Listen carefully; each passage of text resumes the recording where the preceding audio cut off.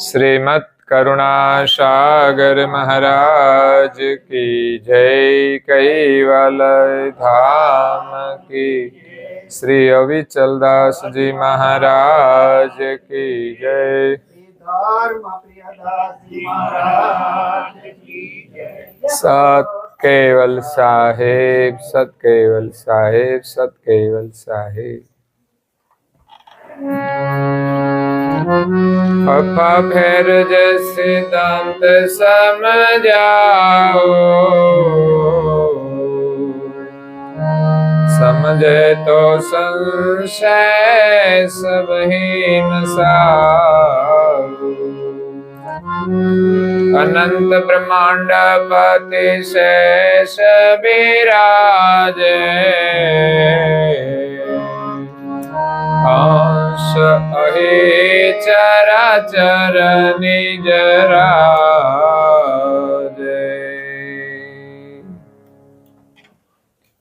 प्रिय भक्तजनों, ज्ञान संप्रदायना आद्य स्थापक, अनंत ब्रह्मांडाधीश विश्व नियंता, सकर्ता सत कैवलना परम विशेष अंश, अनंत अंशोना तारणहार, परम मोक्षना दाता, सर्वज्ञ दिव्य परम गुरु श्रीमद करुणासागर महाराजना पट्ट शिष्य द्वितीय कुबेराचार्य पूज्यपाद श्री नारायणदासजी महाराज श्री स्वरचित सिद्धांत बावनी ग्रंथना 22मा अक्षर ने विषय यथार्थ ज्ञाननो उपदेश आपता कहे छे के फफ्फा फेर जे सिद्धांत समझावो, समझे तो संशय सबही नसाओ। विश्वना सर्जनहार एक छे, ए आपणे सिद्धांत थी समझवानुं छे।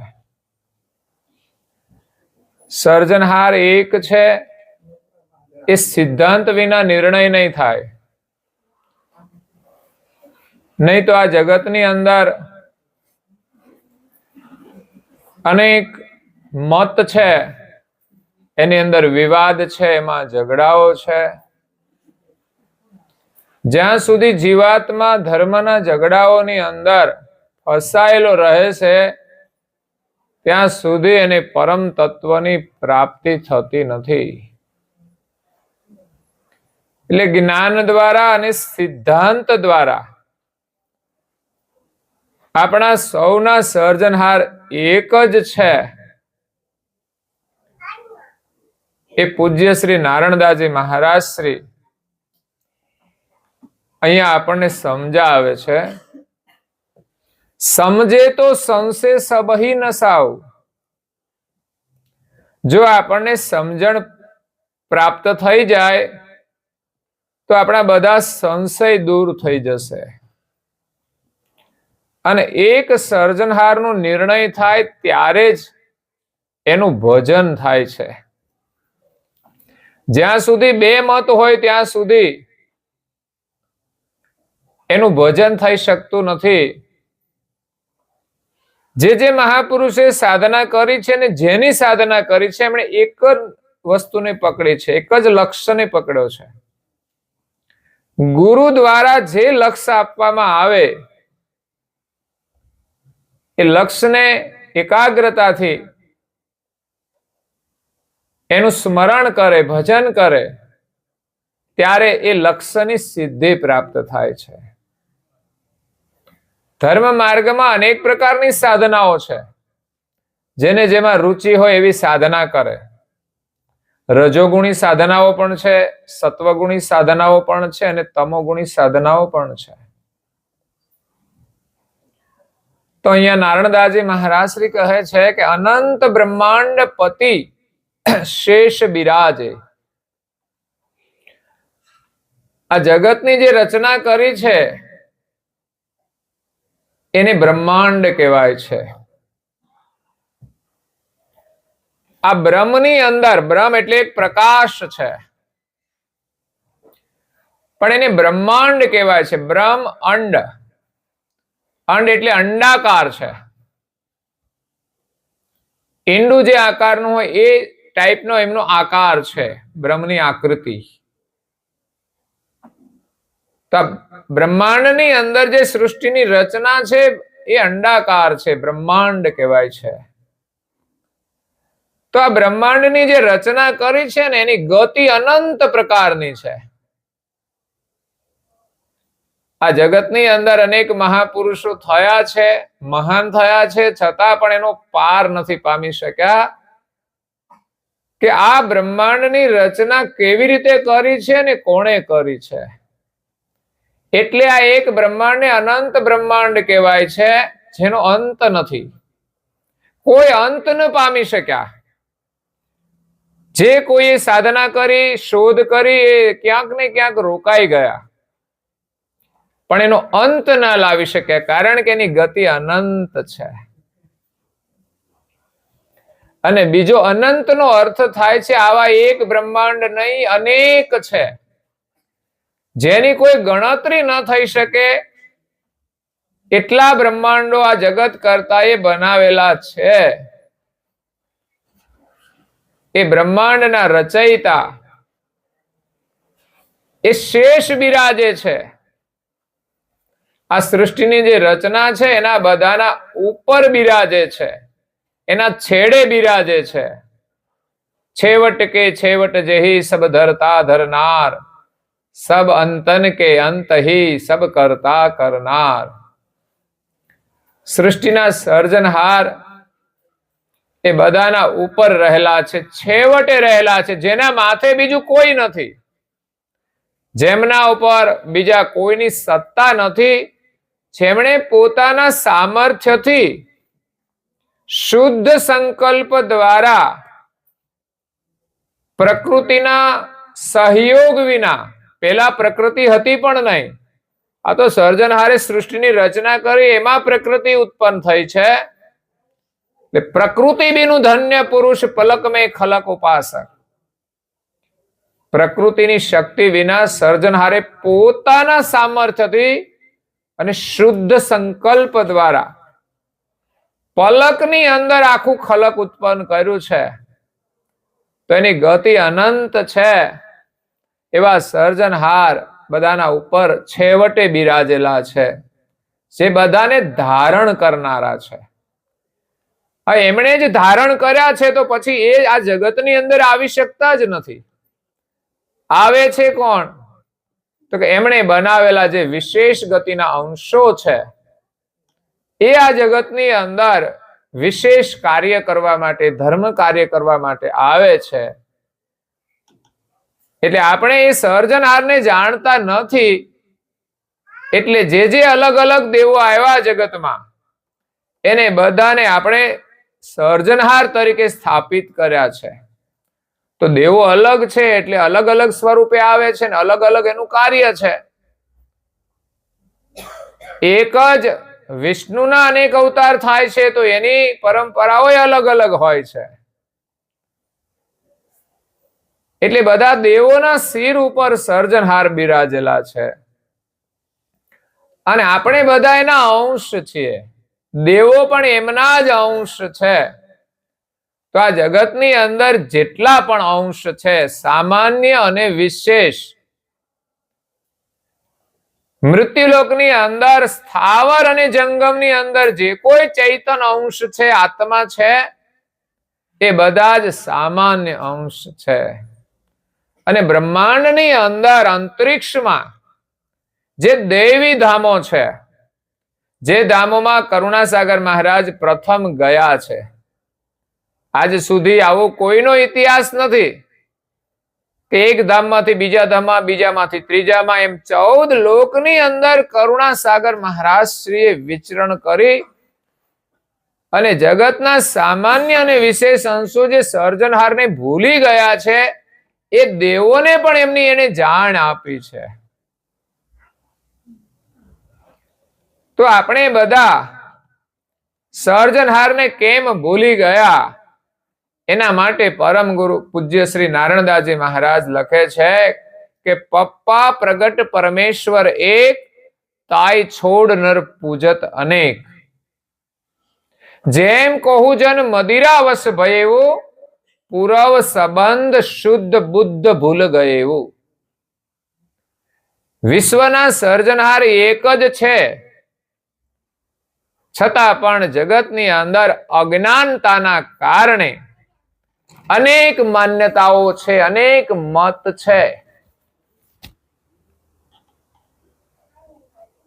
કારણ કે જેમણે જેમણે આ મતોની સ્થાપના કરી છે એ પોતાને ખુદને નથી જાણતા, તો પછી માલિકને કેવી રીતે જાણી શકે? એટલે એમણે સાધના કરીને એને જે કંઈ સાર સમજાયો એ એમણે જગતને આપ્યો છે. અને આ જગતની અંદર જે કોઈ અવતારો થયા સમય અંતરે, તો એ ઈશ્વર તરીકે સ્થાપિત થયા. કારણ કે સામાન્ય જીવો માટે ઈશ્વર કોણ? હવે આપણા માથે કોઈ હાથ મૂકે ને આપણી બીમારી ચાલી જાય તો આપણા માટે તો એ જ ઈશ્વર. અને એથી પણ કઈ સંસારના કામો આપણા થઈ જાય એ ઈશ્વર. અગર તો આ સમાજની અંદર કોઈ અત્યાચારી માણસો હોય અને એવા કોઈ અવતારી પુરુષ આવે અને એવા રાક્ષસોનો નાશ કરીને અત્યાચારમાંથી છોડાવે, એ આપણા માટે ઈશ્વર છે. પણ હકીકત ઈશ્વર કોણ છે? કે જેમણે આ જગતનું સર્જન કર્યું છે અને બીજું એને બધાને જીવન આપે છે. આ મૃત્યુલોકની અંદર સ્થાવર અને જંગમ જે વનસ્પતિ જાતિ છે અને હરતી ફરતી કીટ પતંગ પ્રાણી પશુ પંખી બધાની અંદર ચૈતન અંશો છે. કોઈ શરીર એની જાતે ચાલતું નથી. તો એની અંદર રહેલા જે ચૈતન અંશો છે એ બધા સર્જનહારના ઉત્પન્ન કરેલા છે. એટલે આપણે બધા જ એક સર્જનહારના અંશ છીએ. પરંતુ અહીંયા આપણે છે ને જ્ઞાતિ જાતિમાં ને ધર્મની અંદર વેચાઈ ગયા છીએ. એટલે મારા તારાના ઝઘડામાં ફસાઈ ગયા છે. આ મારું ના તારું. ખરેખર તો એક સર્જનહારનું જ બધું છે. જેનું કર્મ જેવું હતું એનું એને મળ્યું છે. શરીર પણ કર્મ આધીન મળે છે. આપણું તો છે નહીં, થતું પણ નથી. અને આપણું હોય તો આપણે સાચવવું જોઈએ ને. લોકો એને સાચવતા નથી. બોલો, એની ચિંતા નથી કરતા અને ગમે તે ખાધા કરે છે. એટલે આ શરીર કે આપણને મળેલી જે વસ્તુઓ છે એનો આપણે સદઉપયોગ કરવાનો છે. માનવનું શરીર મળ્યું છે કે કેટલાય જન્મોથી આ જીવ આ સંસારની અંદર જન્મે છે ને મરે છે ને શરીર ધારણ કરે છે અને દુખી થાય છે. એ દુઃખમાંથી છૂટવા માટે આ માનવ શરીર એ મોક્ષનો દરવાજો છે. અને જન્મ મરણના ચક્રમાંથી ક્યારે છૂટે? કે જ્યારે એને સર્જનહારની પ્રાપ્તિ થાય. અને સર્જનહારની પ્રાપ્તિ ક્યારે થાય? કે આ શરીરમાં આપણે કોણ છીએ એની જો આપણને ઓળખાણ સાચા રૂપમાં થાય. બાકી માન્યતાઓ તો ઘણી અલગ અલગ છે. કોઈ કે હું શરીર છું, કોઈ કે હું જીવ છું, કોઈ કહે હું આત્મા છું, કોઈ કહે હું બ્રહ્મ છું. આ જુદા જુદા મત છે. હકીકતમાં છીએ તો એક, પણ કોઈ એમ કહે છે હું શરીર છું, જેને શરીર ભાવ છે, શરીરની અસ્મિ છે. જેને વિષય સુખમાં આનંદ આવે છે એની અંદર શરીરની અસ્મિ છે. શરીરને જ પોતે માને છે અને શરીરના સુખને જ સત્ય માને છે. અને એ આનંદ મેળવવા માટે માણસ સારું નરસું કામ કરે છે. તે કર્મ પ્રમાણે એને ફળ મળે છે, કર્મ પ્રમાણે સુખ મળે છે. પણ માણસ સુખ મેળવવા માટે ગમે તે કર્મ કરે છે તો સુખ મળશે કે નહીં ખબર નહીં, પણ જેવું કર્મ કરશે એવું ફળ અવશ્ય મળશે. એટલે માણસે સુખ મેળવવા માટે ક્યારે પ્રપંચ કે જૂઠ કરવું જોઈએ નહીં, પણ માણસને લાભ જોઈતો હોય એટલે એ લાભ લેવા માટે એ પ્રપંચ કરે છે. જો માત્ર લાભ જોઈતો હોય તો બહુ પ્રપંચ નહીં કરે, પણ લાભની અંદર થોડી લાલચ આવે ને, લોભ આવે, ત્યારે માણસ જૂઠું કરે છે. નહીં તો આપણને જે મહેનત કરીને જે મળશે એમાં આપણે સુખેથી રહીશું. અને ખરેખર માણસ જેટલો નીતિથી જીવે છે ને એટલો જે સુખી થાય છે. અનીતિથી મેળવેલું ગમે તેટલું ધન હોય એ વ્યવસ્થા કરી આપશે, પણ જીવનમાં શાંતિ નહીં આપે. ઘરમાં સગવડ હોવી એ એક વસ્તુ છે અને શાંતિ મળવી એ બીજી વસ્તુ છે. સગવડ હોય ત્યાં શાંતિ છે એવું નક્કી નથી, પણ જ્યાં સગવડ છે એ જો નીતિથી જીવતા હોય અને એની વ્યવસ્થાની અંદર એ જો પ્રભુનું ભજન કરતા હોય તો જ એને શાંતિ મળે છે. એટલે આપણું મકાન સારું હોય ને તો આપણને પ્રસન્નતા મળે છે, પણ શાંતિ તો આપણને એના ભજન કરવાથી મળશે. તો ભગવાન આપણને સારું મકાન આપે તો મકાન જોયા નથી કરવાનું, પણ સારા મકાનની અંદર શાંતિથી ભગવાનનું ભજન કરીએ તો શાંતિ મળે. પણ સારા મકાનમાં એ માણસ શાંતિથી ના બેસે ને તો પછી શાંતિ કેવી રીતે મળે? સાચી શાંતિ સત્સંગથી પ્રાપ્ત થાય છે, સદવિચારથી પ્રાપ્ત થાય છે, સત્કર્મથી પ્રાપ્ત થાય છે. જીવનમાં જેવો સંગ છે ને એવો રંગ છે. એટલે આપણા જીવનમાં સંગનું બહુ મહત્વ છે. ઘરમાં તો છોકરો સંસ્કારી હોય છે, પણ બહાર કેવા પ્રકારનો સંગ કરે છે એ પ્રમાણે એના સંસ્કાર બદલાઈ જાય છે. એટલે ઘણીવાર માતા પિતાને ખબર ના હોય એવી ફરિયાદો લઈને આવતા હોય છે. એનું કારણ ઘરમાંથી તો સારા સંસ્કાર છે, સમાજને ખબર પડે તો એમ થાય કે આવા સંસ્કારી પરિવારમાં આવું કેમ થયું, પણ બહારનો એને કુસંગ લાગી ગયો છે. એટલે સત્સંગ સાંભળી એ સારી વાત છે, પણ કુસંગથી સાવધાન રહેવાનું બહુ જ મહત્વ છે. એટલે કુસંગથી બચવું મુશ્કેલ છે,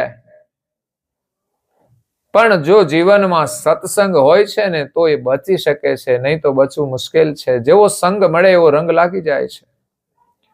તો કરુણાસાગર મહારાજ આ વિશ્વની અંદર સર્જનહારનું જ્ઞાન લઈને આવ્યા છે. એક વિશ્વના સર્જનહાર એક છે.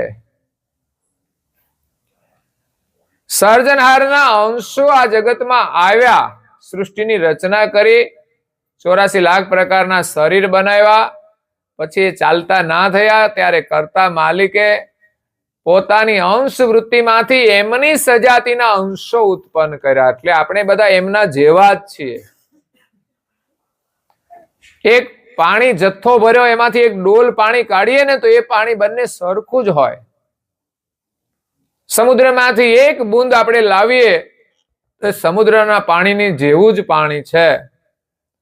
એમ આપણે બધા એક સર્જનહારની સજાતિના અંશ છીએ.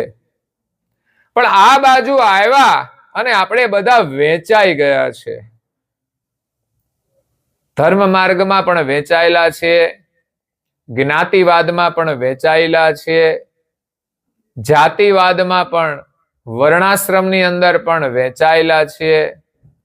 સ્ત્રી અને પુરુષનું શરીર છે, પણ આપણે ન સ્ત્રી છીએ ન પુરુષ છીએ એ આપણને ખબર નથી. પણ જેવું શરીર ધારણ કર્યું છે એવી આપણે અસ્મિ લાગી ગઈ છે. એટલે એ પ્રમાણે આપણે કર્મ કરીએ છીએ. તો સ્થૂલ શરીર છે એની દેહ અસ્મિ છે અને વિષયનો આનંદ છે.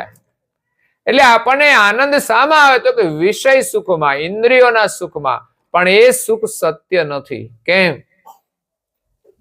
કે આ શરીર છે ને, ઉંમર થાય ને પછી આ ઇન્દ્રિયોનો કોઈ રસ આપણને મળતો નથી. અગર તો કઈ મુશ્કેલી આવી જાય ને તો ઇન્દ્રિયોનો રસ આપણને મળતો નથી. એટલે ઇન્દ્રિયોનો રસ છે એ મળે અને ના પણ મળે એ સુખ સત્ય નથી. એ સુખની આસક્તિમાં જીવ વધારે ને વધારે પોતાના સ્વરૂપને ભૂલી જાય છે અને એની અંદર એ પ્રપંચ કરે છે, ન મળે તો એનાથી બીજો દેહ, સૂક્ષ્મ દેહની અંદર આપણે વેચાણા છીએ. આપણા સ્વરૂપને ભૂલી જાય અને બીજું સૂક્ષ્મ શરીર છે જેની અંદર થોડો ભજનનો પણ આનંદ છે. આપણે જે ભજન કીર્તન કરીએ છીએ ને, આ સૂક્ષ્મ દેહની ભૂમિકા છે. શરીરને થોડી વાર માટે પણ આપણે ભૂલી જઈએ અને ભજનના આનંદમાં આપણે મસ્ત રહીએ છીએ.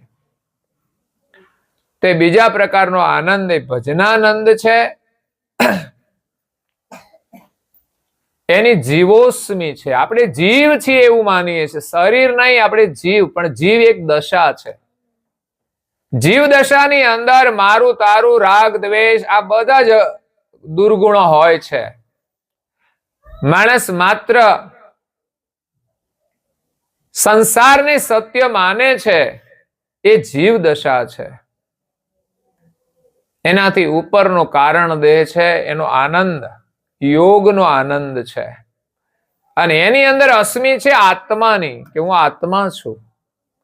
એટલે શરીરને ભૂલી જાય છે, જીવ દશા પણ ભૂલી જાય છે અને પોતે આત્મા છીએ એવો અનુભવ યોગ દ્વારા એ કરે છે. એનો યોગાનંદ છે. એનાથી જીવ ઉપર જાય. એ ચોથો દેહ છે પ્રકૃતિનો, જેમાં બ્રહ્મની અસ્મિ છે, હું બ્રહ્મ છું. પોતાને બ્રહ્મ માનવા વાળા પ્રકૃતિ સુધીના દેહને ધારણ કરે છે, એનો અનુભવ કરે છે. એટલે પ્રકૃતિથી આગળ શું છે એ ખબર નથી. તો પ્રકૃતિની અંદર એ બ્રહ્મની અસ્મિ છે અને બ્રહ્માનંદ છે. આ બ્રહ્મનો આનંદ મળે છે એટલે એને આ ભોગ વિલાસમાં કોઈ રસ નથી પડતો, સંસારનું કોઈ આકર્ષણ નથી રહેતું અને એના માટે કોઈ પ્રપંચ પણ નથી કરતા. પરંતુ બ્રહ્મની અસ્મિ અને બ્રહ્મના આનંદમાં એ પોતાના સ્વરૂપને જાણી શકતા નથી. એ એમ જ માને હું બ્રહ્મ છું ને સર્વત્ર બ્રહ્મ છે. એટલે ઘણી સારી સ્થિતિ કહેવાય, ભક્તિ માર્ગની ઘણી સારી સ્થિતિ કહેવાય. જેમ માનો કે કોઈ ઝૂંપડામાં રહેતા હોય ગરીબ માણસો, એને ઘરમાં વ્યવસ્થા ના હોય તો દુઃખી હોય, પણ કોઈને સારું મકાન હોય, વ્યવસ્થા હોય તો એ સારી સ્થિતિ હોય છે.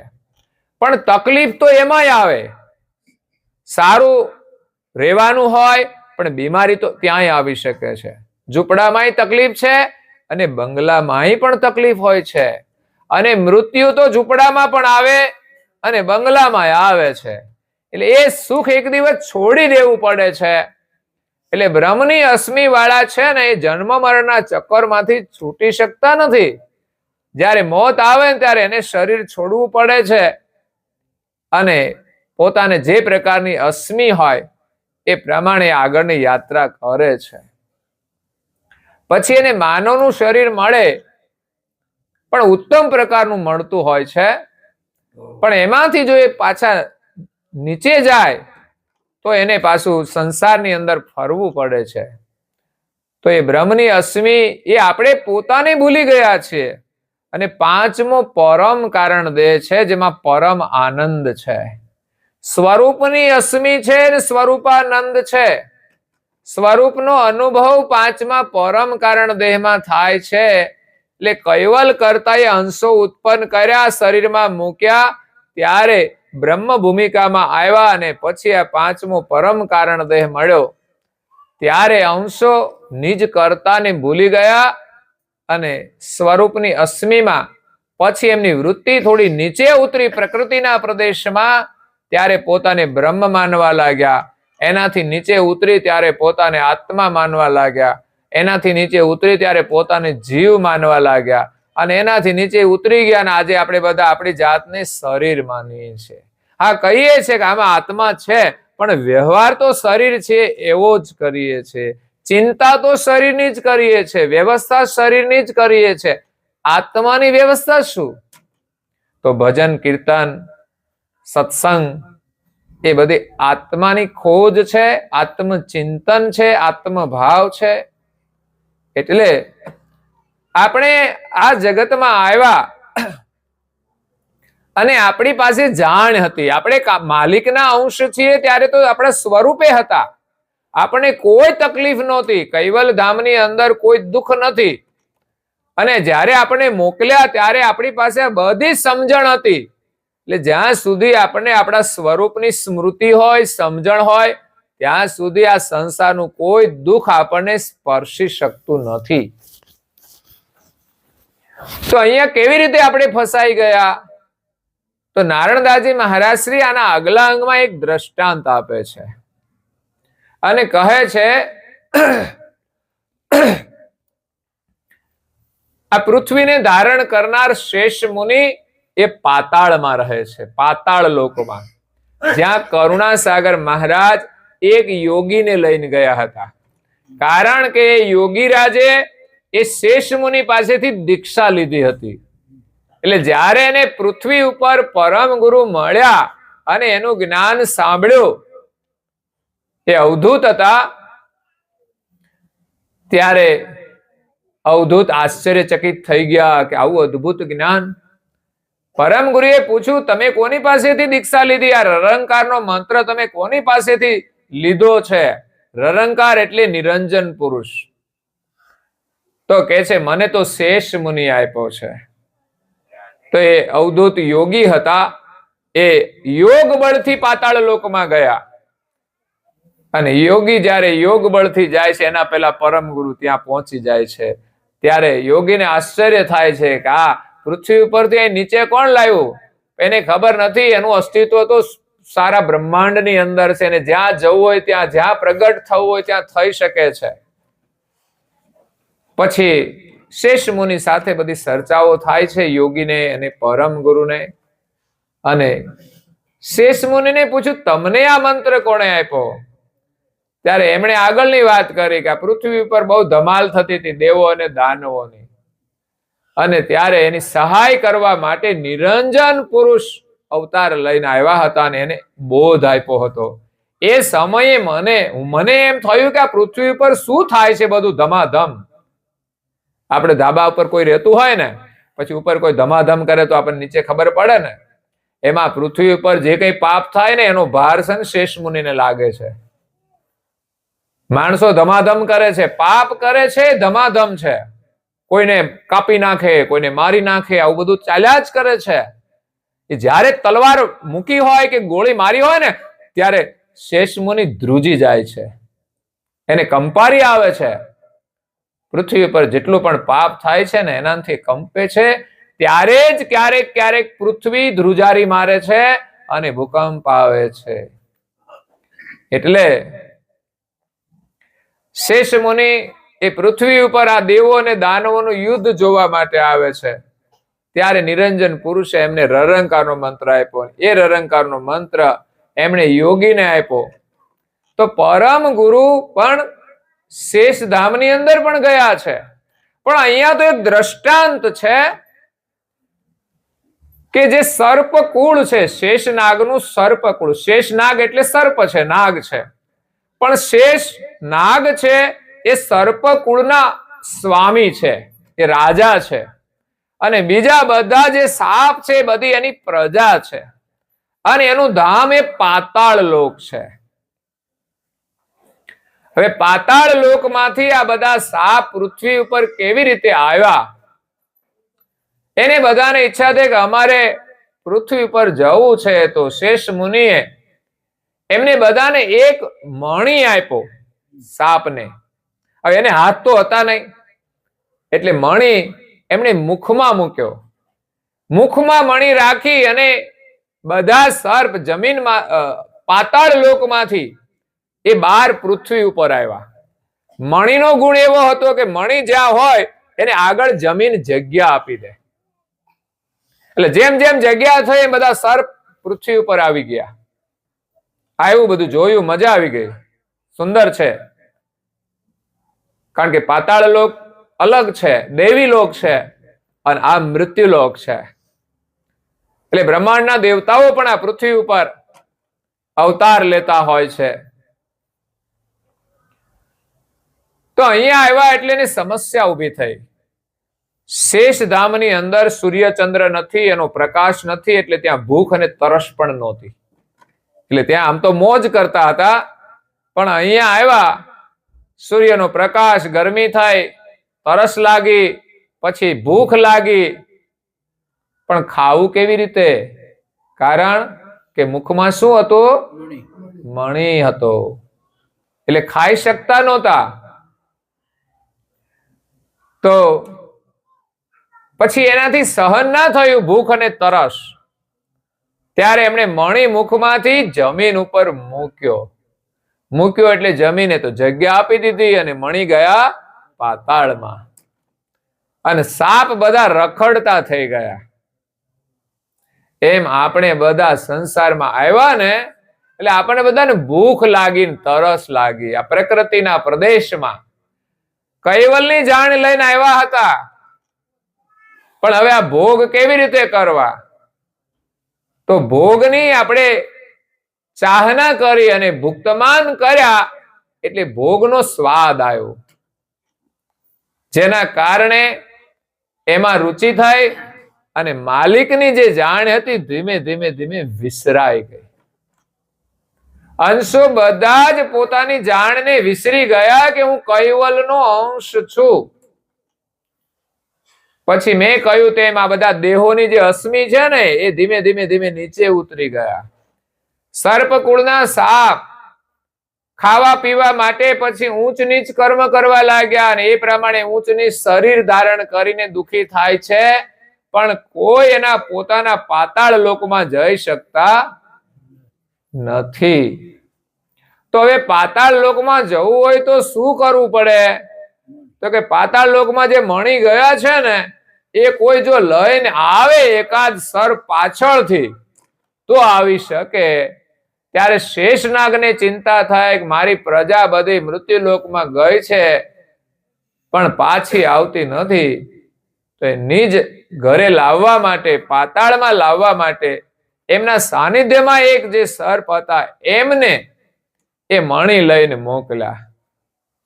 એક જ મણી હોય ને પણ બધાને આપી શકે, એમાંથી ઓછું કઈ ના થાય. અને બધાને મણી આપ્યા, ત્યારે બધા સાપ પાછા પાતાળ લોકમાં નિજ ધામને પ્રાપ્ત કરે છે અને ત્યાંનું સુખ માણે છે. એવી જ રીતે આપણે સર્જનહારના ધામમાંથી આવીને એની જાણ રૂપી મણી, જ્ઞાન રૂપી મણી આપણે ભૂલી ગયા છીએ. તમે વિચાર કરો, આ માનવ શરીર મળ્યું છે ને, એ શરીરમાં આપણે કેવી રીતે રહેવું જોઈએ ને એની પણ આપણને ખબર.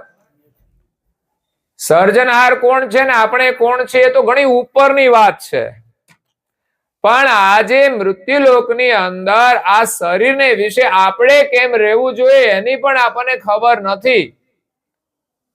ક્યારે ઉઠવાનું, ક્યારે સુવાનું, કેવી રીતે બેસવાનું, કેવી રીતે જમવાનું, શું જમવાનું એ મહત્વનું છે, એ આપણને ખબર નથી. એટલે આપણે દુઃખી થઈએ છીએ. એટલે આપણે ભૂલાયેલું જે આપણું સ્વરૂપ છે એનું જ્ઞાન જ્યારે પણ થશે ત્યારે જ આ સંસારના દુઃખોમાંથી છૂટીશું. નહીં તો આ જન્મની અંદર આપણે જે કઈ વ્યવસ્થા કરીશું આ જન્મ પૂરતી જ છે, પછીનું શું થશે? તો આપણે જેમ આજનું જ નહીં આવતીકાલનું પણ વિચારીએ છીએ, ચિંતા કરીએ છીએ, એમ આ જન્મનું નહીં આગલા જન્મનું પણ વિચારવું જોઈએ. અને આગલા જન્મનું સારું વિચારું તો આ જન્મ જ તમારો સુધરી જાય. જે માણસ આગળનું વિચારે છે કે ભવિષ્ય મારું સારું થાય તો એનો વર્તમાન સુધરી જાય, ને વર્તમાન સુધરે તો જ ભવિષ્ય સુધરે છે. એટલે પરમ ગુરુ કરુણા સાગર કૈવલ ધામમાંથી કૈવલનું જ્ઞાન અને એની જાણ લઈને આવ્યા છે. એ જ્ઞાન દ્વારા આપણને સમજાવે છે કે આપણે કૈવલની સજાતિના છીએ. આપણી લક્ષણાઓ બતાવે છે કે આ ચૈતન્ય સ્વરૂપ કેવું છે. એ અનુભવ થાય તો જ પરમ ગુરુની કૃપાથી આપણી કૈવલ સાથે એકતા થાય અને આ અંશ એ જ જાણ દ્વારા પોતાની સુરતા નૂરતા દ્વારા એ કૈવલ ધામમાં જઈ શકે છે. પણ જ્યાં 5 દેહોની અસ્મિ હોય ત્યાં સુધી આ જીવ પોતાને નથી જાણી શકતો અને આપણા સર્જનહારને પણ નથી પામી શકતો. એટલે આત્માનું જન્મ મરણ નથી, પણ એને અજ્ઞાન લાગુ પડ્યું છે કે હું જન્મું છું ને હું મરું છું. આપણો શરીર જ ભાવ હોય કે હું શરીર છું, તો શરીરનો જન્મ થયો છે તો એ પોતાને માને છે કે મારો જન્મ થયો ને હું એક દિવસ મરી જઈશ. એટલે મરવાનું દુઃખ છે મોટું. એટલે શરીર ભાવમાં દુઃખ છે. જો શરીર ભાવ ના હોય અને ચૈતન્ય ભાવમાં આવી જઈએ તો મોત ભલે ને સામે ઊભું હોય તો એને કઈ દુઃખ ના હોય. તો ભગવાનનું સ્મરણ કરી અને આ શરીર તો કેમ છોડે? જેમ આપણે મેલા કપડા છોડીએ કઈ દુઃખ થાય છે ભાઈ? નવા કપડા પહેરવાનો આનંદ હોય છે, એટલે નવા જૂના કપડા છોડવાનો કોઈ દુઃખ નથી હોતું. એ જ રીતે આ શરીર આમે જો કે જીર્ણ થઈ જાય ને પછી તો શું કરવાનું? એમાં કઈ ફેસિલિટી હોતી હોય છે? 50-60 વર્ષ પછી બધી ફેસિલિટી ખેંચી લેવામાં આવે છે આપણી. એટલે ઉંમર થયા પછી તો આ શરીરમાં એમે આપણને તકલીફ બહુ પડે છે. પણ જે ભગવાનનું ભજન કરે છે ને એને પછી ઉંમર પછી તો એને શારીરિક પ્રવૃત્તિ ઓછી જ કરવાની હોય છે. આ સમાજની એક વ્યવસ્થા છે, એક પરિવારની વ્યવસ્થા છે કે 50 પછી નિવૃત્તિ આવે. શરીર સારું હોય તો થોડી હેલ્પ કરો તમે, બાકી ભગવાનનું ભજન કરજો, આત્મ કલ્યાણનું કાર્ય કરજો. ભગવત સ્મરણ કરીશું તો આપણને ફરી માનવનો દેહ મળશે, ફરી નવું શરીર, ઉત્તમ શરીર, સ્વસ્થ શરીર મળશે. ધીમે ધીમે આ શરીરના રોગોને પણ આપણે નિવૃત્ત કરવાના છે. પણ જો જીવવામાં ધ્યાન નહીં રાખે તો પાછા નવા ઉભા થઈ જશે. તકલીફ શું છે? આવા રોગો ક્યાંથી? કઈ એની જાતે નથી આવતા. આપણા જ કર્મનું પરિણામ છે, આપણે કરેલી ભૂલોનું જ પરિણામ છે, જે આપણને ખબર જ નથી હોતી. આપણે શરીર સુખની આસક્તિમાં ખા ખા ખા કરતા હોય તો પેટ બગડે છે, શરીર બગડે છે અને બીજી અનેક સમસ્યાઓ થાય છે. બીજી બધી રીતે પણ આપણે જેટલું ધ્યાન નથી રાખતા એટલી બીમારીઓ આપણી અંદર આવે છે. એટલે અહીંયા કરુણાસાગર બાપજી કૈવલની જાણ લઈને આવ્યા છે અને એ જાણ દ્વારા આપણને ચૈતન્ય સ્વરૂપનો અનુભવ થાય છે. સ્વસ્વરૂપાનંદ અસક સુધા નાહી. સ્વરૂપનો આનંદ કેવો છે કે જ્યાં ભૂખ અને તરસ રહેતી નથી. સંસારમાં ખાવાની ભૂખ છે, પાણીની તરસ છે અને સંસારના જે બધા ભોગ છે ને, ભોગ એની પણ એક ભૂખ છે. આપણને મળી જાય તો પણ સંતોષ નથી. એ માણસ ક્યારે સુખી નથી થઈ શકતો. સંતોષ રાખી અને શાંતિથી, પ્રેમથી, નીતિથી ભગવત સ્મરણ કરવું જોઈએ. હા, આપણી જરૂરિયાત હોય તો ચોક્કસ એના માટે ચાહના કરવી જોઈએ, અને ચાહના હોય તો જ વસ્તુ મળે છે. પણ આપણને પર્યાપ્ત માત્રામાં મળી જાય પછી સંતોષ વૃત્તિ રાખીને કદાચ કરોડોનું સામ્રાજ્ય હોય તોય છેલ્લે તો બધું છોડીને ચાલ્યા જવાના છીએ. અને સામ્રાજ્યનું પાછળથી શું થશે એની આપણને કોઈ ખબર નથી.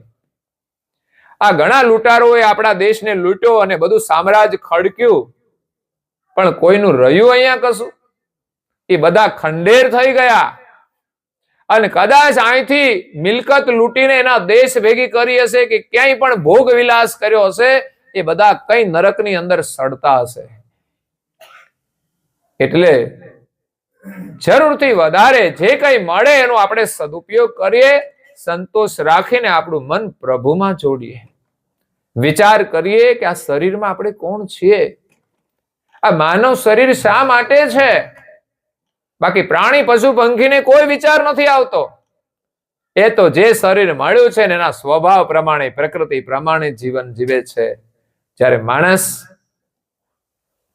પામરમાંથી એ પરમાત્મા સુધીની યાત્રા કરી શકે છે. એક સામાન્ય માણસ એ પણ એક મહાન બની શકે છે. એટલું સામર્થ્ય આપણને આ શરીરમાં આપ્યું છે. પણ એ પ્રકારે આપણે સાધના કરવી પડશે, એ પ્રકારે ચિંતન કરવું પડશે, એ પ્રમાણે વિચાર કરવો પડશે. તો હંમેશા સારું કરવાનો વિચાર કરીએ, સારું કરવા પ્રયત્ન કરીએ. જીવન આપણું ધન્ય બની જશે, આપણો પરિવાર પણ સુખી થઈ જશે. સ્વરૂપનો આનંદ એવો છે કે ત્યાં કોઈ ભૂખ નથી, કોઈ ચાહના નથી. આનંદ આનંદ ને આનંદ. તો આખર સંસારની બધી ચાહનાઓ છે, બધું મેળવીને આપણે કરવાનું શું? આનંદ જ કરવો છે ને. પણ સંસારમાં આનંદ એક સરખો નથી રહેતો. એક વસ્તુ મળે ને આનંદ થાય, એક પ્રસંગ મળે ને આનંદ થાય, એક વસ્તુ કંઈક મળી જાય ને આનંદ થાય, પણ કંઈક ના મળે ને તો પાછા દુઃખી થઈ જઈએ છે. એટલે સંસારમાં એવું નથી બધું જ ઈચ્છા પ્રમાણે મળી જાય. આપણે કહીએ એમ બધા કરે ને તો આપણને ગમે ઘરમાં, પણ આપણું કયું ના કરે ને તો પછી ગમતું નથી. એટલે સ્વરૂપના આનંદની અંદર કોઈ દુઃખ નથી.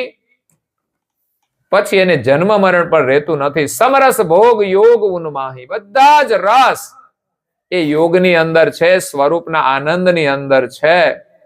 પરંતુ થયું છે હિત આઈ ભયે બેરાની વૃત્તિ ભીના. જ્યારે જગત કરતાથી આપણે જુદા પડીને આ બાજુ આવ્યા ને ત્યારે પછી આપણી વૃત્તિ એનાથી ભિન્ન થઈ અને આ સંસારમાં લાગીને ત્યારથી આ હેરાન ગતિ શરૂ થઈ ગઈ છે. એટલે ભગવાન સાથે જોડાશે ને કે આ બધું તો એમનું છે અને વિવેકથી આપણે ભોગવીએ ને તો એની સાથે જેટલો આપણો સંબંધ જોડાયેલો રહે, સમરણ રહે, એટલો જ જીવનમાં આનંદ છે. અંતઃકરણ મુખ જાણ ગઈ લીના. અંતસ્કરણ રૂપી જે મુખ છે ચિંતન કરવાનું, એમાં જે પરમાત્માની જાણ હતી એ આ સંસારના ભોગ વિલાસની અંદર વિસારે પડી. અને આપણે નવરા બેસીએ તો વાતો શાની કરીએ? આ જ વાતો ને, સંસારની જ વાતો, બીજી કોઈ વાતો નહીં. નહીં તો ચાલો સંસારમાં રહીએ છીએ, જરૂરી કામ કરીએ છીએ, નવરા પડીએ તો આપણે ગ્રંથની અંદર સત્સંગ સાંભળીએ, કંઈક સારી પ્રવૃત્તિ હોય, ક્યાંય પણ આપણને સારું જોવા મળે, પ્રેરણા મળે, એવી વાત આપણે કરવી જોઈએ કે અહીંયા ગયા હતા અને અહીંયા કેટલું સરસ કામ કરતા હતા. ભગવાન આપણને પણ એવી શક્તિ આપે તો આપણે પણ એવું કરીએ, એવું આપણે ચિંતન કરવું જોઈએ. અગર તો સમય મળે તો પરમ ગુરુના રચેલા ગ્રંથો છે ને, વધારે નહીં તો 15 મિનિટ આપણે રોજ વાંચીએ ને તો આપણે અદ્ભુત પવિત્ર વિચારો મળશે, જેના દ્વારા આપણી અંદર જાગૃતિ આવશે, પોતાના સ્વરૂપનો વિચાર આવશે, સર્જનહારની ઓળખ થશે અને એના પ્રત્યે પ્રીતિ થશે અને સંસાર પ્રત્યે જે મોહ અને આસક્તિ છે છૂટી જશે. શરીર છે ત્યાં સુધી શરીરની જે કઈ જરૂરિયાત છે એ આપણે જોઈશે જ, એના વગર કોઈને ના ચાલે. શરીર પ્રકૃતિનું બનેલું છે એટલે એને સમય થાય તો ભોજન જોઈએ, જરૂર પડે તો પાણી જોઈએ. પણ જેટલું પરમાત્માની અંદર આપણું મન અને વૃત્તિ જોડાઈ જાય ને એટલું આ બાજુનું બધું ઓછું જોઈએ છે. એટલે અનંત કલ્પો વીતી ગયા ત્યારના આપણે કર્તાથી જુદા પડ્યા છીએ. એટલે હવે જ્યાં સુધી કર્તાની સાથે આપણી એકતા ના થાય ત્યાં સુધી આ ચક્રમાં ભમ્યા કરવાનું. અહીંયા થોડી વ્યવસ્થા કરી, થોડા દિવસ સુખ કરી અને ગયા, પછી ક્યાં ગયા ભગવાન જાણે. પછી આ સંસારમાં ક્યાં ફરીશું કઈ ખબર નથી. તો એ કર્તાની સાથે એકતા કરવા માટે નારણદાસજી મહારાજ શ્રી કે છે આ ધર્મ માર્ગની અંદર બધા લોકો ભગવાનનું ભજન કરે છે. એમાં યોગ યજ્ઞ જપ તપ વ્રત કરહી, જપ તપ અનેક પ્રકારના સાધન કરે છે. ધાર્મિક વિધિઓ અનેક પ્રકારની થાય છે, યજ્ઞો થાય છે, ઘણા બધા પ્રકારના વ્રત પણ લોકો કરતા હોય છે. એમાં વધારે અમારી બહેનો કરે, ભાઈઓને કોઈ વ્રત જ નહીં. સમજ્યા? વ્યસન સિવાય કોઈ વ્રત નહીં. એ બસ એક જે પકડ્યું એ પકડ્યું, પછી એને છોડવાનું નહીં, એવું એનું મજબૂત કામ છે. અને અમારી બહેનો બધી જાતના વ્રત કરે, એ કડવા ચોથનું વ્રત કરે, ઘરવાળાનું સ્વાસ્થ્ય સારું રહે. પણ મસાલા છોડે તો સ્વાસ્થ્ય સારું રહે ને, કડવા ચોથ ગમે તેટલી કરે તો શું થાય? એટલે આ બધા વ્રતો જે છે, યજ્ઞ છે, એ ધાર્મિક જે કઈ ક્રિયાઓ છે એનું ફળ આપે છે. નારણદાસજી મહારાજ કે ફલ હી દાયક પણ કરતા વિયોગ ન ટરહી. પણ કરતાનો વિયોગ ટળવાનો, એની સાથે એકતા કોઈ યજ્ઞ ન કરાવી શકે, કોઈ કર્મકાંડ ન કરાવી શકે. મરણ પાછળ લોકો કર્મકાંડ કરતા હોય છે, ખાટલા કાઢે, ગોદડા કાઢે, જે કઈ દાન આપે, જેને આપે એને કામ લાગે થોડું ઘણું, એટલું પુણ્ય મળે છે. પણ આત્માનું કલ્યાણ તો એ જ્ઞાન ને સત્સંગથી અને ભજનથી જ થાય છે. ભજન વિના કોઈ ભવસાગર તરવાના નથી. કબીર સાહેબ કહે છે, ભજન બિના कैसे તર્યો અંધેરી દુનિયા, ભજન બિના कैसे તર્યો. સવા શેર કી પૂરી બનાવી દેવી કો ધરવૈયો, દેવી બિચારી ખાવે ન પીવે આપ હિલ મિલ ખૈયો, અંધેરી દુનિયા ભજન બિના कैसे તર્યો. કોઈ દેવીને આપણે ભોગ લગાવીએ, એક સંસ્કાર છે સારા. દેવી તો કશું ખાતી નથી, આપણે જ ખાવાનું છે. પણ એ લાભ એટલો છે કે આપણે જે ધરાવી શકીએ ને એ આપણે ખાઈ શકીએ. પણ મેં કહ્યું ને, આ જગતમાં તમોગુણી ઉપાસનાઓ ચાલે છે, અને ઘણા એવા તમોગુણી દેવતાઓ હોય, એને લોકો અવૈધ વસ્તુ પણ ધરાવતા હોય છે, માંસ પણ ધરાવીને ખાય છે. તમે ઉજ્જૈનમાં જાઓ, ત્યાં લોકો શરાબ ધરાવે છે ને એનું પછી સેવન કરે છે, આગળ બધું મળતું હોય છે ત્યાં. એટલે એવા તામસી દેવોને માનવા વાળા હોય, કારણ કે એવો રસ મળે ને. એટલે આ બધું ધરાવવાની પાછળનો હેતુ એક સંસ્કાર છે, પણ એનાથી આપણું કલ્યાણ નથી થઈ જતું. પછી કેવી પૂજા થાય કે નાગ પંચમી આવે તો શું કરવાનું આપણે? તો કે જે ધાતુના નાગ દેવતા હોય ને એને આપણે દૂધ ચડાવીએ. मिट्टी का एक नाग बनाया उसी की पूजा करियो, सच्चा नाग जब घर में निकला लाठी लई धमकैयो, अंधेरी दुनिया भजन बिना कैसे तरियो. નાગ પંચમી તો બધા કરતા હશે, એટલે નાગ દેવતાની એ દિવસે પૂજા કરે, પણ એ ફોટા વાળી કરે કે ધાતુ વાળી કરે. પણ હાચા નાગ દેવતા નીકળે તો કેવી પૂજા કરે? તો કે લાઠીથી પૂજા કરવાની. પછી છેલ્લે વાત કરી, જીતે બાપ કો રોટી ન દેવે મરિયેલ કો ખવૈયો, कहत कबीर सुनो भाई साधु हाड गंग लई जइयो, अंधेरी दुनिया भजन बिना कैसे तरियो. જીવતા હોય ને જમાડો ને, એમાં પુણ્ય છે સાચું. પછી આપણી જે કઈ શ્રદ્ધા ભાવનાથી આપણે કરીએ છીએ, પણ લોકો જે જીવતા ન આપ્યું હોય એના માટે ખાસ કટાક્ષ કરીને કહે છે કે તમે જીવતા હતા ત્યારે નહોતા આપતા પ્રેમથી ખાવાનું, અને હવે પાછળથી આ બધું નાટક કરો છો, એનો કોઈ અર્થ નથી. બાકી એની પાછળ શ્રાદ્ધની એક પરંપરા હોય છે, એમાં કોઈને પણ આપણે ખવડાવીએ ને એક પુણ્ય તો મળે છે. પણ એ પ્રમાણે પણ આપણને હોય કે આપણે દાદાને ખવડાવવું છે, પણ એ ગયા પછી એ નથી ખાવાના. એને ખવડાવવું હતું તો એ જયારે હતા ત્યારે જે તમે સેવા કરો, જે કઈ જરૂર હોય બધું જ કરવું જોઈએ. પાછળથી સેવાનું કાર્ય થાય, પુણ્યનું કાર્ય થાય એમના પાછળ, અને સારું કાર્ય થાય તો એના આત્માને શાંતિ મળે, એના પ્રત્યેનું ઋણ છે આપણું ઓછું થાય. પણ ભજન વિના કોઈનું કલ્યાણ થતું નથી. એટલે જે જ્ઞાની મહાપુરુષો થયા છે એ કહે છે તમે જીવતા જેટલું ભજન કરી લો, અને ભજન કરવા માટે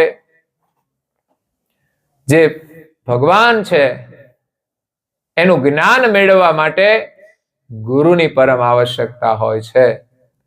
ત્યારે આ દુનિયાની અંદર વિશેષ ગુરુ વિના પણ લોકો સત્કર્મ કરતા હોય છે, તેનું ફળ મળે છે, પણ મુક્તિ થતી નથી.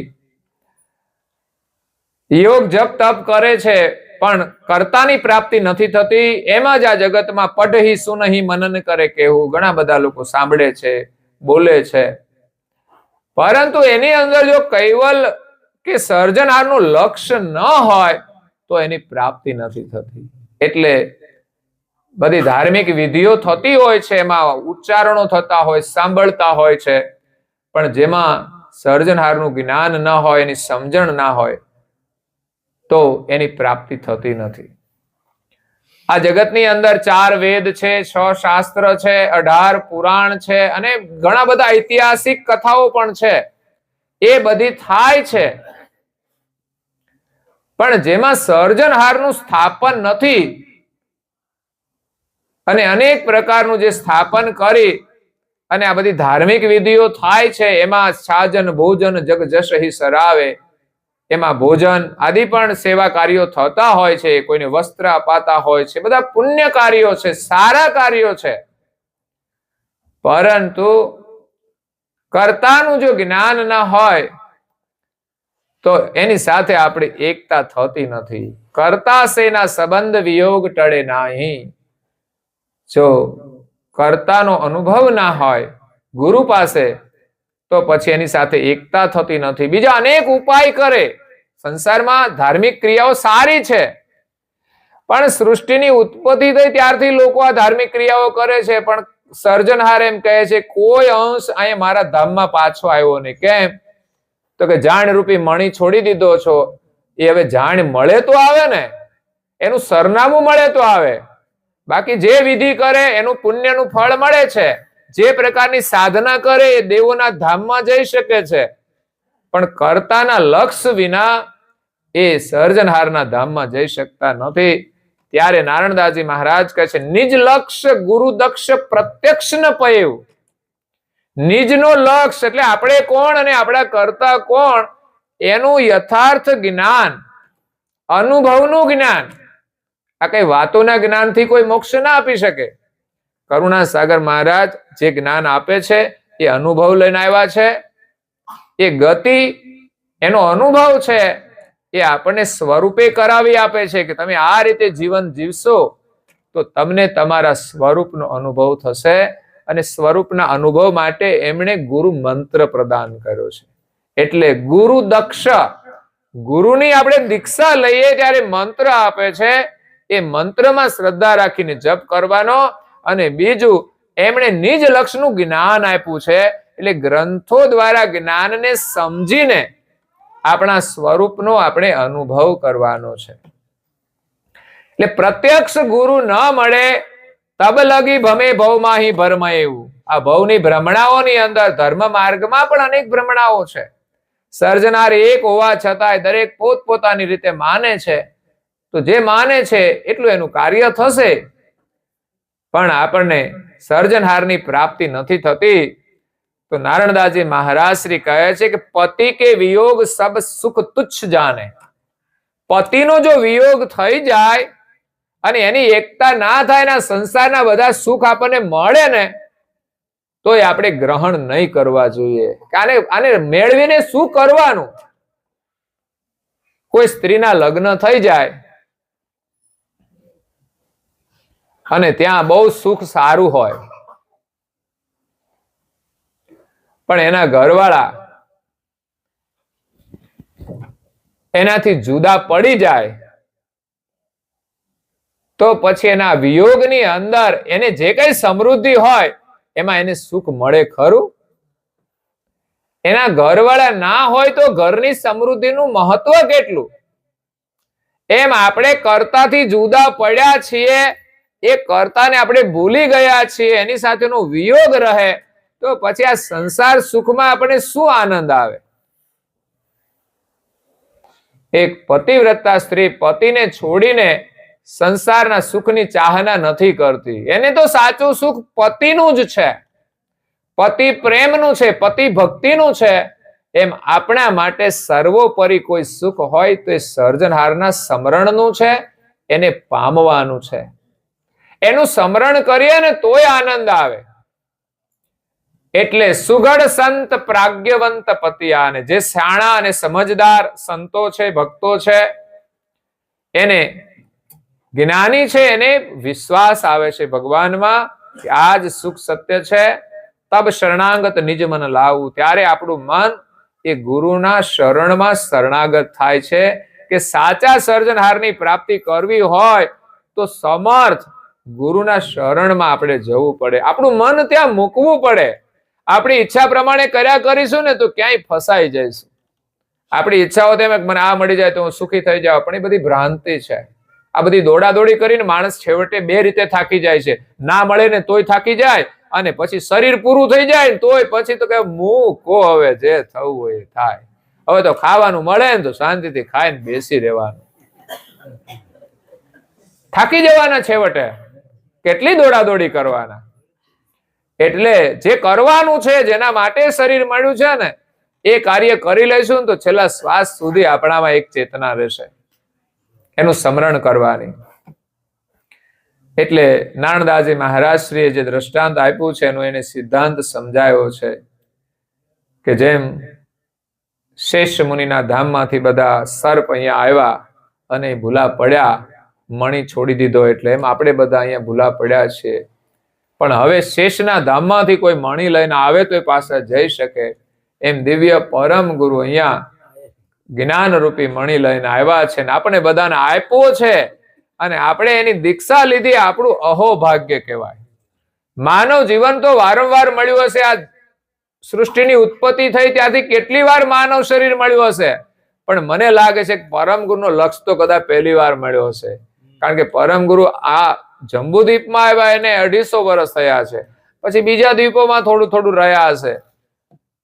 તો એટલા વર્ષો પહેલા તો આ પૃથ્વી પર એ લક્ષ્ય હતો નહીં, એટલે ટૂંકા ગાળામાં જ આવેલો છે. તો આપણે એના શરણમાં આવી ગયા છે, એનાથી મોટું આપણા માટે કોઈ ભાગ્ય નથી. તો આપણે ગૌરવપૂર્વક આ ધર્મનું કાર્ય કરવું જોઈએ, એમની આજ્ઞાઓ પાળવી જોઈએ, સવારે વહેલા ઉઠવાનું,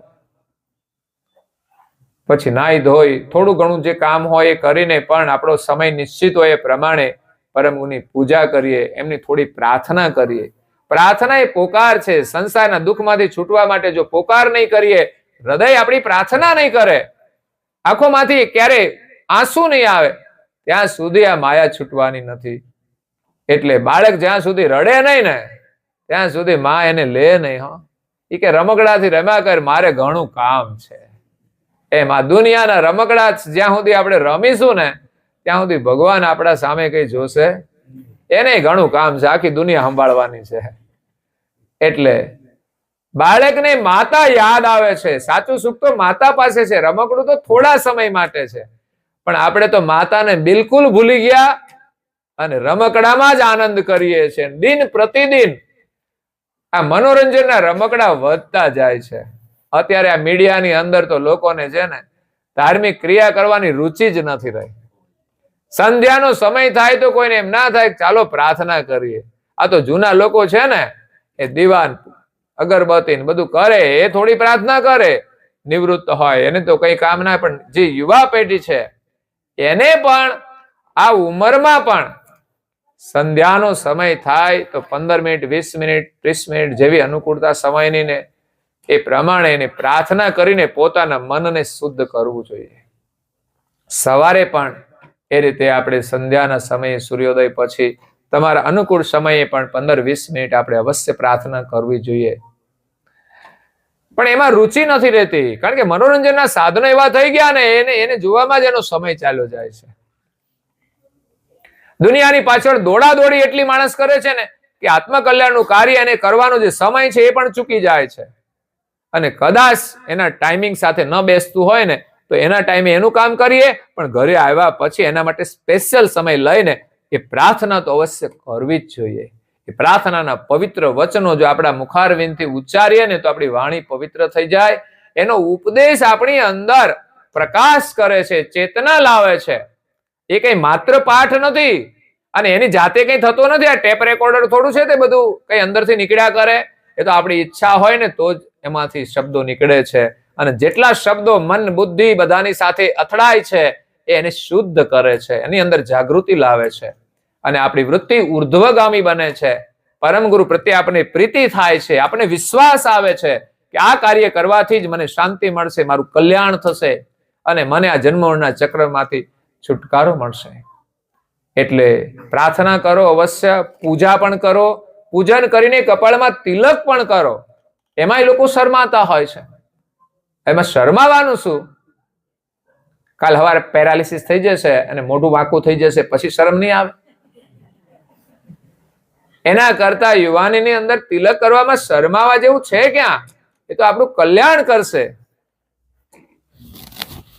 અને આ જીવનમાં જો આ નથી કર્યું તો પછી કેવાય શરીર ધારણ કરવાના છે ને, વાંકા ચૂકા, કઈ મેળ વગરના, લોકો ભાળેતા મારે એવા. તો આમાંથી આપણે છૂટું હોય તો માનવ જીવનનો કેવો મોકો મળ્યો છે, પછી આ થોડો મળવાનું છે. અને શરીર સારું હોય, યુવાની એ તો આપણા માટે મહત્વપૂર્ણ છે. આ સાધના કરવા માટે સંસારની વ્યવસ્થા છે એ પ્રમાણે આપણે કાર્ય કરીએ, પરિવાર સાથે પણ પ્રેમ રાખીએ. પણ ભોગમાં જ્યારે પ્રીતિ હોય છે ને ત્યારે પરિવારમાં બધે બહુ પ્રેમ નથી હોતો. અંદરો અંદર લડાઈઓ ચાલતી હોય છે, મારા તારી ચાલતી હોય છે. અને એમાં તો ઘણીવાર લોકો છૂટાઈ પડી જાય છે. ક્યાંક પિતા પુત્રને બનતું નથી, ક્યાંક પતિ પત્નીને બનતું નથી, ક્યાંક ભાઈઓને બનતું નથી. આ એક માયા જ વચ્ચે આવે છે. નહીં તો આ સંબંધ તો આપણો જન્મથી જોડાયેલો છે. માયા તો પછી મળી છે, એના આધારે મળી છે. તો એના માટે આપણે લડવું ના જોઈએ. જે મળશે આપણા ભાગ્યમાં હશે ને તો આપણને મળી જશે. લડવાથી કોઈ ફાયદો નહીં થાય. સંપત્તિ હશે પણ લડ્યા પછી શાંતિ નહીં મળે. એટલે પરમ ગુરુ અદ્ભુત જ્ઞાન લઈને આવ્યા છે ને એનું 15 મિનિટ અધ્યયન, યા તો અઠવાડિયામાં અડધો કલાક આપણે વાંચન કરીએ, કાંઈ તો સત્સંગ પ્રવૃત્તિ ચાલતી હોય તો અવશ્ય સમય કાઢીને આપણે ધ્યાનથી સાંભળવું જોઈએ. અગર તો મીડિયાના માધ્યમથી પણ આપણે વધારે નહીં તો 15 મિનિટે કઈ સાંભળી લઈએ સારું, અને સારા વિચાર આપણી અંદર આવે ને તો દિવસભર એને યાદ રાખવા, એના સ્મરણમાં પ્રયાસ કરજો. એ આપણું કલ્યાણ કરશે, આપણે સારું કામ કરવાની પ્રેરણા આપશે. તો પરમ ગુરુ કલ્યાણ કરવા માટે આવ્યા છે. આજે કૈવલધામવાસી સદગત આત્મા બાબુભાઈની પાવન સ્મૃતિમાં પરમ ગુરુની પ્રેરણાથી આજે સહેજાસહેજ યોગ થયો છે. નહીં તો આપણે પ્રયત્નપૂર્વક આયોજન કરતા હોઈએ છીએ, પણ સારી વાતો છે, પરંતુ સહેજાસહેજ થાય એ પરમ ગુરુની અનાયાસે કૃપા છે. એમના દીકરાઓ છે રમેશભાઈ અને વિક્રમભાઈ, એમના પિતા પ્રત્યેનું જે કર્તવ્ય છે એ આપણે જે 10-12 દિવસ હોય બધા લોકોને મળવાનું હોય ને પછી અંતે એની વિધિ કરીને એના ઋણમાંથી છૂટવા માટે એ આ ધાર્મિક વિધિ વિધાન કરતા હોય છે. તો એની સાથેનું ઋણાનું સંબંધ, કંઈ કર્મ બાકી રહ્યા હોય તો પાછા ભેગા થાય છે. નહીં તો આ સંસારની અંદર બધા જ આપણે એક માલિકના છીએ. એ પ્રકારે સૌ વ્યક્તિ સ્વતંત્ર છે, પોતાના કર્મ અનુસાર બધાની સાથે જોડાય છે.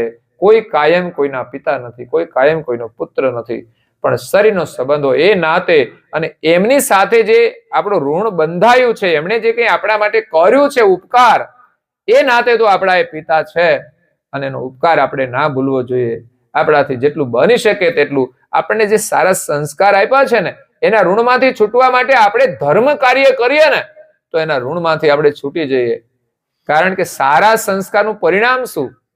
આપણે બાળકોને સેવા કરીએ, મોટા કરીએ, આપણી ફરજ જ હોય છે, પણ છતાંય આપણે કર્યું છે તો એ બાળકનું એક ઋણ, બાળકને માટે ઋણ પણ છે.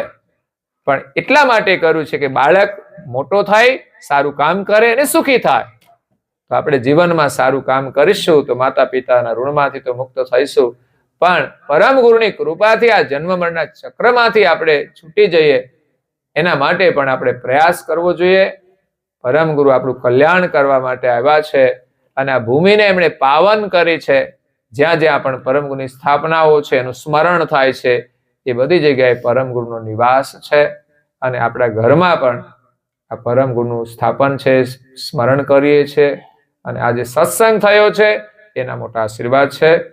આ સાથે અહીંયા કથાને આપણે વિરામ આપીએ. अस्तु सत्कैवल साहे।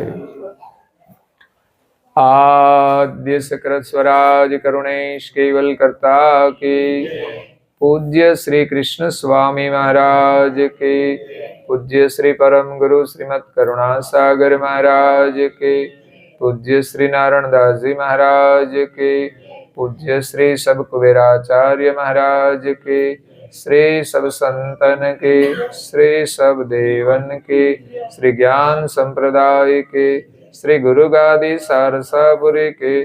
श्री कैवल्य धाम के जय। कथा सत्संग पूर्णावती का सत कैवल साहे। 3 વાર પ્રણામ કરીશું માથું નમાવીને।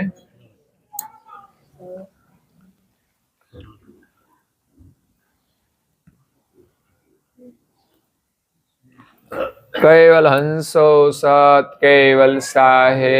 बोलो जो बधा बाजूમાં બેઠા છે એને પણ પ્રેમથી કહેજો સત કેવલ સાહેબ, સત કેવલ સાહેબ। જેટલા પણ નજર પહોંચે ને ત્યાં સુધી બધાને સત કેવલ સાહેબ।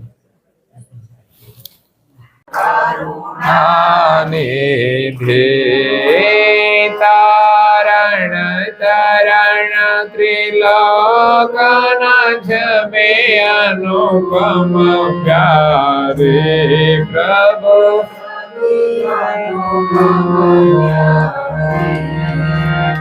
अनेक जनोनी अरजी, अनेक जनोनी अरजी अंतर लीधी प्रभु जय करुणा निधि।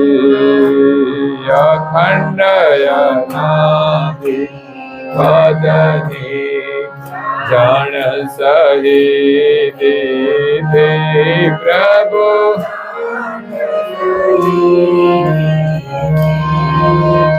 संशय सगड़ा निवारे संशय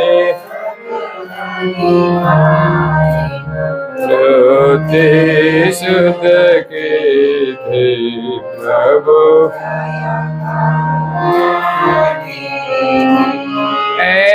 चरण शरण नो महिमा मंगलकारी प्रभु।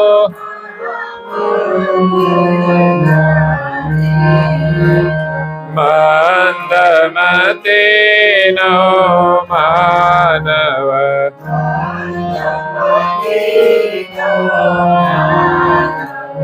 ओळखे कैविधि प्रभु जय। हे करुणा सागर नाम तमारो अविचल पदवासी प्रभु। अविचल पदवासी शरणागत ने सानवा।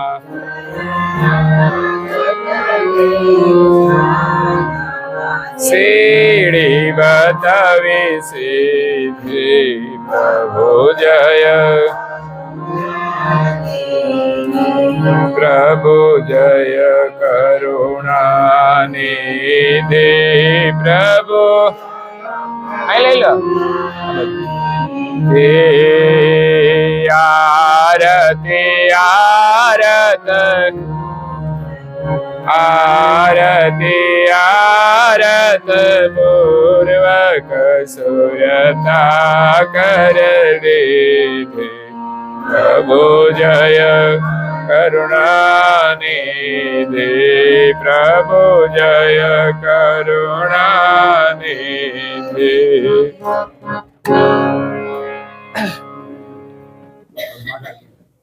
जगत वंदरे वंदिये तने प्रणत प्राणियो। हे प्रणिपत प्रभु लक्ष्मादरो करुणा सागरा। એ સકલ સિદ્ધિના છો મહોદધિ નવસ્તુતિ થશે રે યથા વિધિ અનુગ્રહ દયા પૂર્ણ વિસ્તર કરુણા સાગરા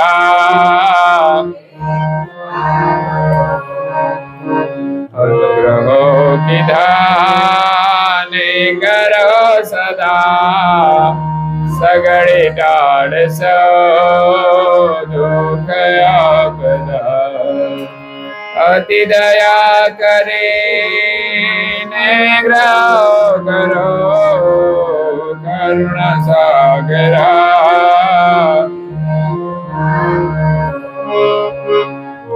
ગજનો વધે વાણી સુધરે ગિરી ઉલ્લંઘશે પંગો વ્રંદરે પ્રભુ કૃપા ધણો સત્યયાસિરો કરુણા સાગરા હે નવગણ્યો યમે ધર્મ ના વિધિ દુરિત દુષ્કૃતિ રે બહુ કીધી પ્રભુ બતાવશો પંથ પાસેરો કરુણા સાગરા તે કૃપા કરો પુત કપોત આદ્યપી ન વિદા કરે જાગતો કદી નિયમ ન્યાય રાક્ષસ કરો કરુણા સાગરા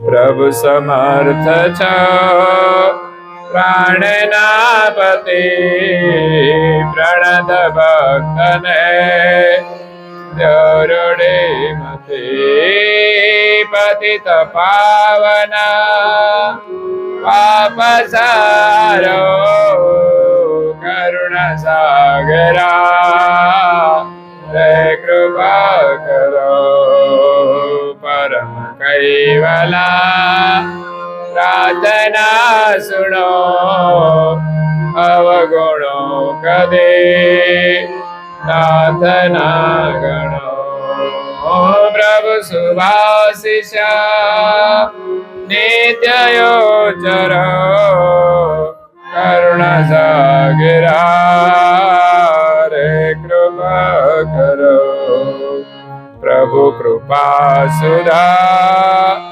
વૃષ્ટિય કરો મુજ ચિતે સદા સદગુણો ભરો ઘટિત કામના ભક્તની પુરો કરુણા સાગરા રે કૃપા કરો કરુણા સાગરા રે કૃપા કરો વાલા કરુણા સાગરા રે કૃપા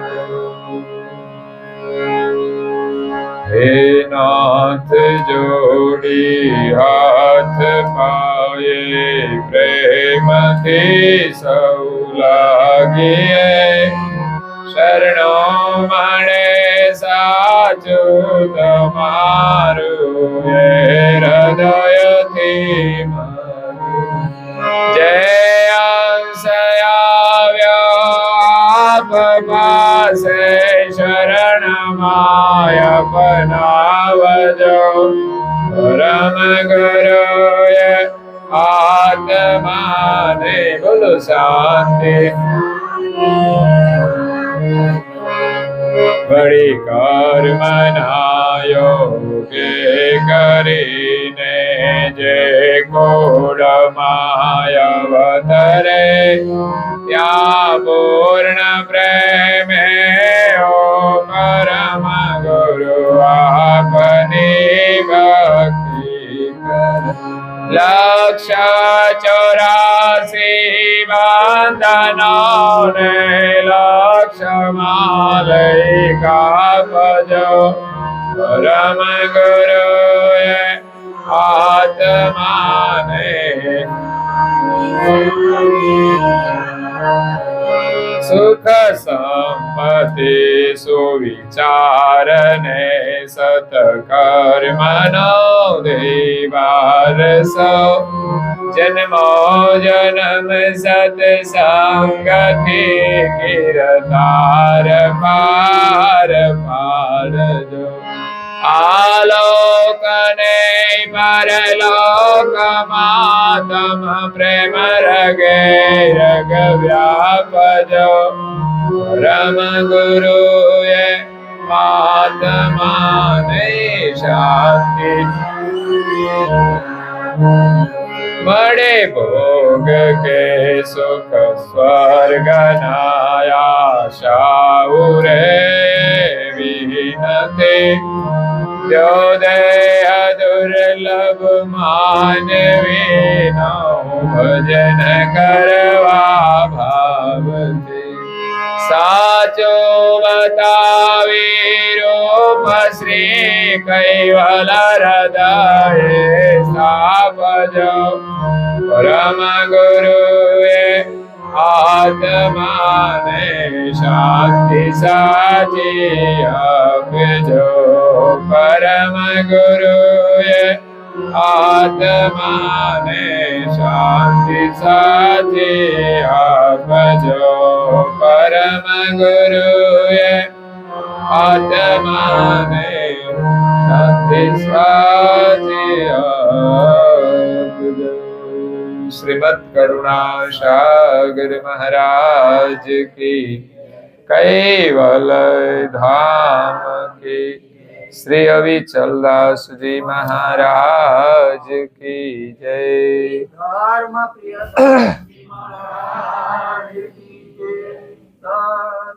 સત કેવલ સાહેબ,